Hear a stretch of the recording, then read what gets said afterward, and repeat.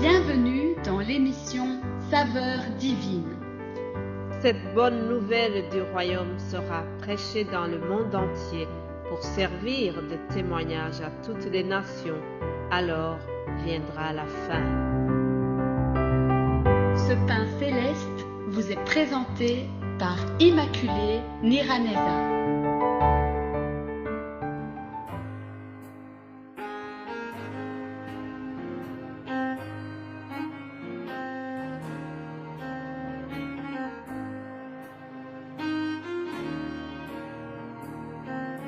Bienvenue très chers amis à l'écoute de cette émission.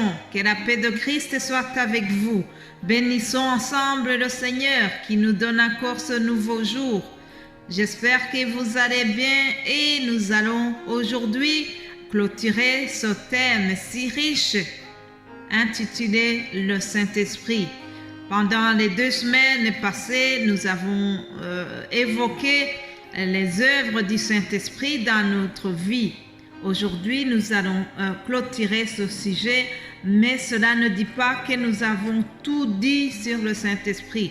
C'est un sujet tellement passionnant et aussi c'est quelque chose que nous devons rappeler. Nous en avons besoin dans nos enseignements. Nous avons besoin du Saint-Esprit dans notre cheminement vers le ciel. Le Saint-Esprit est partout et en tout dans la vie du chrétien. Alors aujourd'hui, nous allons voir que le Saint-Esprit est nécessaire pour naître de nouveau. Il y a un homme qui s'appelle Nicodème qui est allé voir Jésus pendant la nuit et nous allons voir ce qu'il a discuté avec Jésus.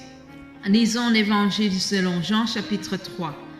Mais il y eut un homme d'entre les pharisiens nommé Nicodème, un chef des Juifs, qui vint lui auprès de Jésus de nuit et lui dit : Rabbi, nous savons que tu es un docteur venu de Dieu, car personne ne peut faire ces miracles que tu fais si Dieu n'est avec lui.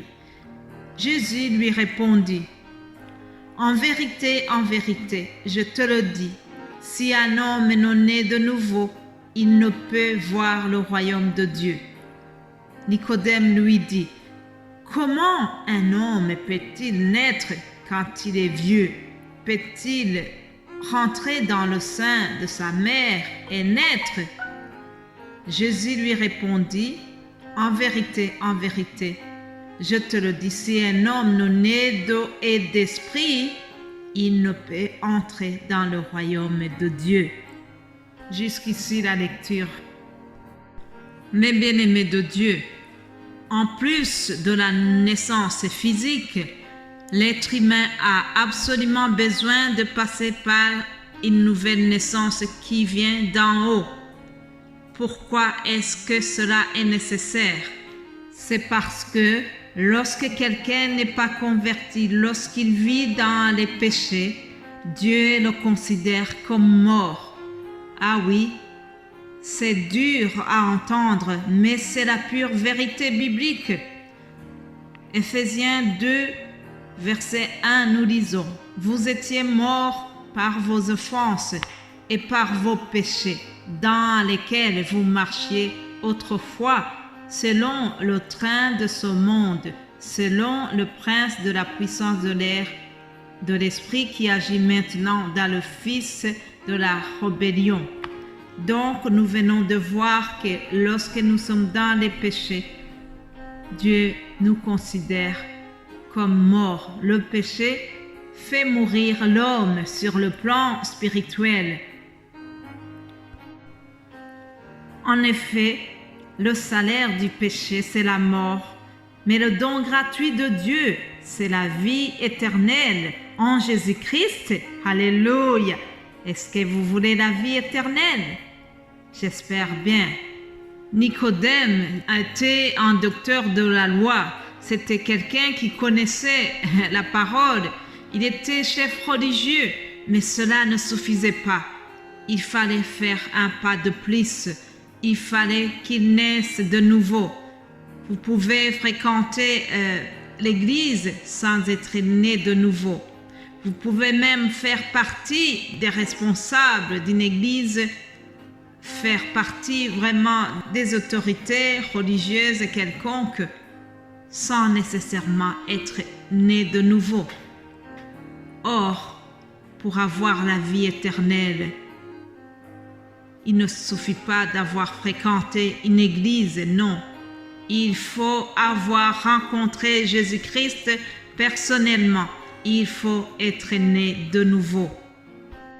Et lorsqu'on vient de faire cette expérience de naître de nouveau, c'est à ce moment-là que nous faisons partie des enfants de Dieu. Jean chapitre 1, verset 12, nous lisons ceci. Mais à tous ceux qui l'ont reçu, à ceux qui croient en son nom, elle a donné le pouvoir de devenir enfants de Dieu, lesquels sont nés non du sang, ni de la volonté de la chair, ni de la volonté de l'homme, mais de Dieu. C'est ça, être né à nouveau, être né d'eau et d'esprit.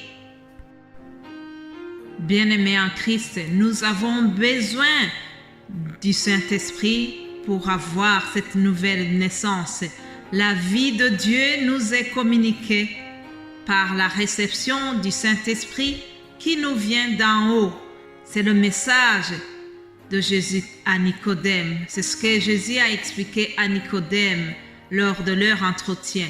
Alors, pour cette nouvelle naissance, nous avons besoin du Saint-Esprit. C'est le Saint-Esprit qui va nous aider à prendre une décision de nous repentir, une décision de demander pardon pour nos péchés et de placer notre foi en Jésus-Christ. C'est ça la nouvelle naissance venant d'en haut. Et c'est le Saint-Esprit qui opère cela. Alléluia. Alléluia, alléluia. J'aime bien l'opération du Saint-Esprit dans la vie de l'homme. Alléluia. C'est lui qui nous aide à nous repentir. Et c'est grâce à lui que nous devenons des enfants de Dieu. Et nous n'avons point ce statut de serviteurs, mais nous devenons des enfants. Ah, la Bible me dit que vous avez reçu un esprit d'adoption par lequel nous crions Abba Père. Alléluia. L'Esprit de Dieu nous donne le statut des enfants et nous avons la liberté de crier Abba Père. Alléluia. Et lorsque nous sommes des enfants de Dieu, nous devenons aussi des héritiers du royaume céleste. Alléluia. En lui, nous sommes aussi devenus héritiers ayant été prédestinés suivant la résolution de celui qui opère toutes choses d'après le conseil de sa volonté. Telle est la parole de Dieu. Alléluia. Chers amis, je ne peux pas terminer ce message sans vous inviter à devenir des enfants de Dieu. Au cas où vous n'êtes pas encore passé à ce stade, ça serait dommage de clôturer ce thème sans vous inviter, sans vous supplier de recevoir ce Jésus-Christ et d'inviter aussi le Saint-Esprit qui va vous aider à recevoir Jésus-Christ. L'œuvre du Saint-Esprit est nécessaire. Par notre nature humaine, nous ne pouvons pas y arriver. Nous avons besoin de la force du Saint-Esprit. C'est seul Saint-Esprit qui peut nous communiquer le bon vouloir et la capacité de croire en Jésus-Christ. Alors, si tu veux prier avec moi pour que nous puissions ensemble demander à Dieu de t'aider à recevoir ce Jésus-Christ, je t'invite à faire cette courte prière. Prions. Père Céleste, nous te remercions parce que tu nous as envoyé le Saint-Esprit comme tu l'avais promis. Et c'est le Saint-Esprit qui nous aide à devenir des enfants de Dieu. Je prie, Seigneur, que s'il y a quelqu'un qui n'a pas encore reçu Jésus-Christ dans son cœur, je prie que le Saint-Esprit touche son cœur et qu'il soit sensible à tout ce qu'il a déjà écouté ou ce qu'il va écouter dans la suite. Seigneur, viens opérer les changements dans le cœur. Nous avons fait notre part, Seigneur. Maintenant, nous croyons que tu vas faire la suite et que cette parole sera accompagnée par des décisions, des conversions et des repentances. Au nom de Jésus-Christ, nous le croyons. Amen. Mes bien-aimés de Dieu, nous voilà à la fin de ce message. Alors, je vais vous souhaiter un excellent week-end et j'ai le plaisir de vous retrouver lundi par la grâce de Dieu. Que le Saint-Esprit continue à vous parler au nom de Jésus-Christ. Amen.